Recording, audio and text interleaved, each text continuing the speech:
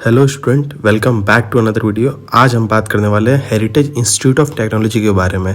इस कॉलेज के प्लेसमेंट के बारे में, एडमिशन प्रोसेस के बारे में, फ़ी के बारे में, ये सारी चीज़ों के बारे में हम बात करने वाले हैं। तो चलो स्टार्ट करते हैं। इस कॉलेज की एडमिशन प्रोसेस 2023 के लिए स्टार्ट हो गई है।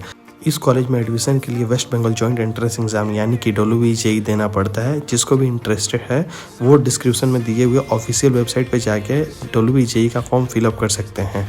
WBJE का एग्ज़ाम डेट भी आ चुका है जो कि 30 अप्रैल 2023 को है। जिसको भी ये एग्ज़ाम देना है वो प्रिपरेशन अभी से ही स्टार्ट कर सकते हैं।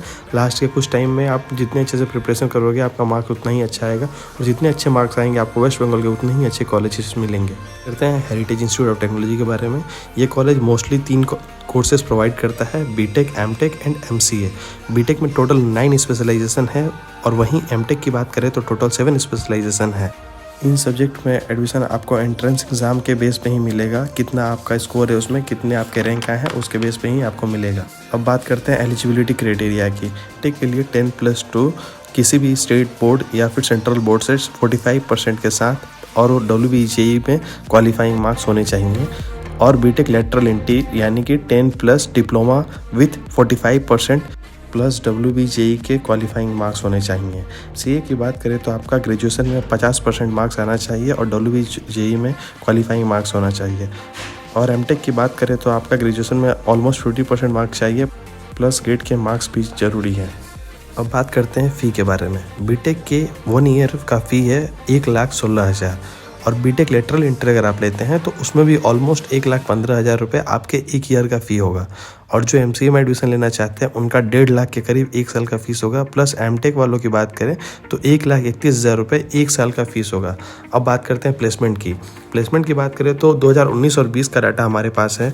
2019 और 20 में टोटल UG यानी कि BTech अंडर ग्रेजुएट में 985 स्टूडेंट थे, जिसमें से 485 बच्चों का प्लेसमेंट हुआ था। एवरेज सैलरी की बात करें तो 3.75 LPA था, और 42 स्टूडेंट्स ने हायर स्टडीज़ ऑप्ट किया था।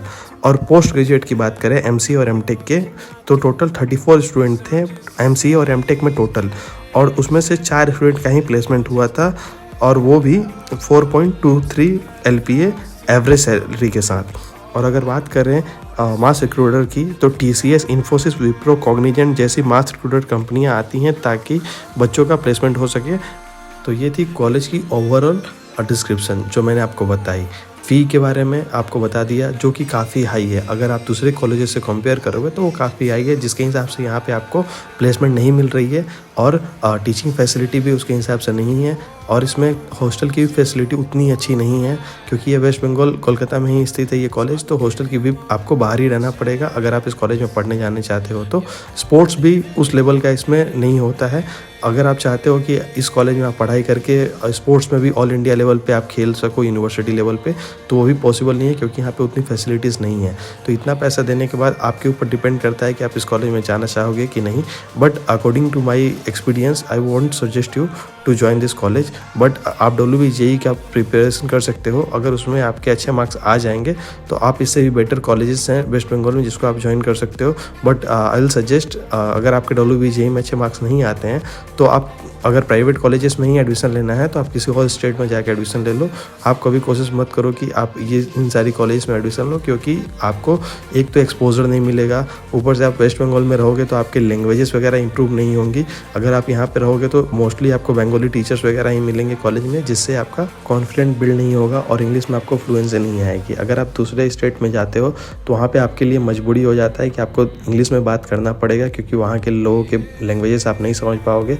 इसलिए आप कोशिश करो कि किसी ऐसे कॉलेजेस में जाओ जहाँ पे आपकी इंग्लिश की फ्लुएंसी भी अच्छी हो, एक्सपोजर भी मिले, और ज़्यादातर डाइवर्स कल्चर आपको मिले, ताकि आपको एडजस्ट होने में दिक्कत हो, ताकि आप अपने आप को फ्लेक्सिबल करो और दूसरे लैंग्वेजेस भी सीखो। उसके साथ ही आप प्रोग्रामिंग लैंग्वेजेस भी आप अच्छे से सीख पाओगे, क्योंकि कंपटीशन ज़्यादा होगा। और यहाँ पे अगर आप रहते हो तो आपको उस लेवल का कम्पीट नहीं मिलेगा, क्योंकि यहाँ पे वैसे स्टूडेंट नहीं होंगे।